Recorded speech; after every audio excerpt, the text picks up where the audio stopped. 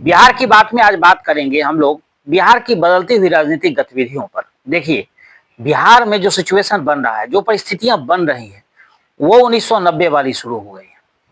जिस प्रकार से 1990 में लालू प्रसाद यादव अगड़ा और पिछड़ा करके राजनीति में आए थे, शायद उसी चीज को वो दोबारा दोहराना चाहते हैं। ऐसे उनको तो सफलता मिलती हुई दिखाई वर्तमान प्रदेश में नहीं दिख रहा है। तो क्या फिर से अगड़ा पिछड़ा की राजनीति करके ऐसा होगा? लेकिन समय बदल चुका है।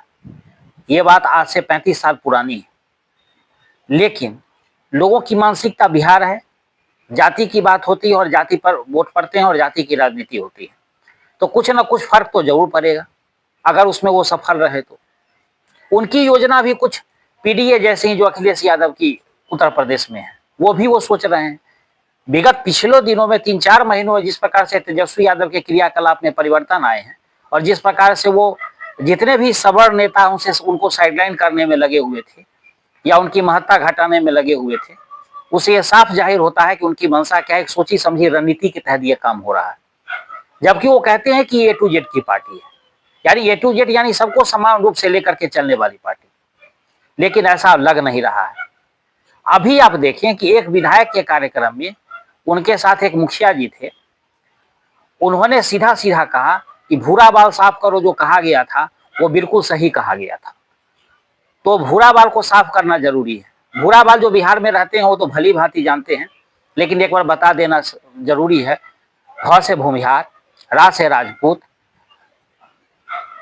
ब से ब्राह्मण और ल से लाला यानी कास्ट, यानी इन चारों को अगर आप साफ कर देंगे, यानी सवर्ण को पूरी तरह से दरकिनार कर देंगे, तभी बिहार का विकास हो सकता है।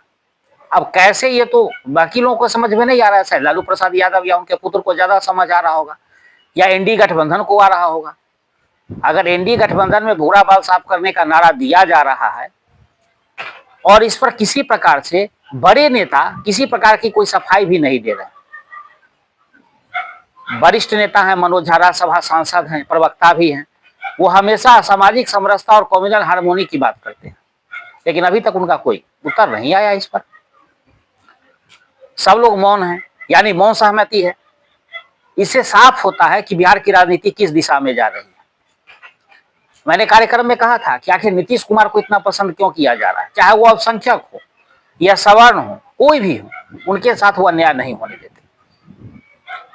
ये जरूर है कि जहां तक अगड़ा पिछड़ा की बात होती है, इस सरकार में भी हुई है, लेकिन वैसी नहीं हुई जैसा जो दिखने से लग जाए कि ऐसा हो रहा है। सरकार में थोड़ा बहुत तो चलता रहता है, अगर ज्यादा कैबिनेट मिनिस्टर उनके होंगे तो थोड़ा सा तो उधर ध्यान देना और जरूरी भी है। जो पिछड़ा वर्ग है उसको आगे लाने की आवश्यकता है, लाना भी चाहिए, ये जरूरी भी है। लेकिन आप समाज के एक वर्ग को बिल्कुल दरकिनार करके और राजनीति करेंगे, और सब बिहार में ही रहने वाले हैं। लगभग सवर्णों की आबादी, अगर मुस्लिम में भी सवर्ण को जोड़ लेते हैं तो लगभग 15% आबादी होती है। तो 15% जनता को नाराज करके सत्ता में आ जाना आसान नहीं है। तेजस्वी यादव का सपना सपना ही रह जाएगा। और आप देखिए, अभी बिहार में जो बिहार बंद हुआ था मजदूर यूनियन से लेकर के और चुनाव आयोग वाले मुद्दे पर, तो उसमें जिस प्रकार के अराजक दिखे आरजेडी के कार्यकर्ता, उसे साफ जाहिर है कि उनका मनोबल कितना बढ़ा हुआ है। उनकी सरकार बनेगी दूर दूर तक अभी कोई संभावना नहीं है, लेकिन सिर्फ उम्मीद होने पर वो जिस प्रकार से उन लोगों ने उत्पात मचाया है बिहार में, आगजनी की, ट्रेन रोके, गाड़ी के शीशे तोड़े, जो लोग एम्बुलेंस में जो बीमार लोग थे या जो महिला प्रसूति महिला थी वो जा रहे थे, उनके साथ जो बर्ताव हुआ है वो सबको पता है। बिहार देख भी रहा है, बिहार समझ भी रहा है। बिहार के राजनीति का उदाहरण दिया जाता है। तो इतने नासमझ कैसे हो सकते हैं तेजस्वी यादव?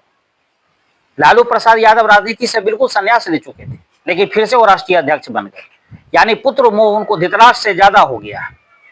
उनको लगता है कि अगर हम ऐसा गतिविधि करेंगे और 90 दशक वाली कहानी दोहराएंगे तो फिर से हमें सफलता मिल सकती है, लेकिन ऐसा दिख नहीं रहा। नीतीश कुमार के कार्यक्रम अभी हुए थे जिसमें बुजुर्गों का वृद्धा पेंशन बढ़ाया गया था, 400 से 1100 रुपए किए गए थे, तो उसका लाइव टेलीकास्ट हुआ। किसी का नाम नहीं था, सिर्फ नीतीश कुमार थे, और लोग कह रहे थे कि ये चाहिए हमें, और सब लोग खुश थे। जितने बुजुर्ग थे वो सब जब टेलीविजन पे कार्यक्रम चल रहा था तो उनको आशीर्वाद दे रहे थे। तो ये है नीतीश कुमार की राजनीति। उन्हें हल्के में लेना आरजेडी के लिए या एनडीए गठबंधन के लिए महंगा पड़ने वाला है। आप सोच लीजिए कि सरकार की योजनाएं देखिए आप, अनाज मिलता है अलग, महिला वृद्धा पेंशन अलग है, जो विधवा पेंशन है वो अलग है, बेरोजगार छात्रों के लिए, बेरोजगार जो छात्र है उनके लिए अलग योजनाएं हैं, और इसके अलावा शौचालय की सुविधा है, राशन तो हो ही गया। उसके बाद जॉब कार्ड है, जॉब कार्ड बना है बिहार में, मजदूरों के लिए योजनाएं हैं। तो कोई ऐसा वर्ग नहीं है, किसान के लिए किसान सम्मान योजना है ही, तो ऐसा कोई वर्ग नहीं है जिसको सरकार ने लाभान्वित करने की कोशिश नहीं की है। तो एक ही झटके में उसको दरकिनार करके और अपने मनोबल को इतना बढ़ा लेना और जो मन चाहे वो करना, ये संभव नहीं लग रहा है।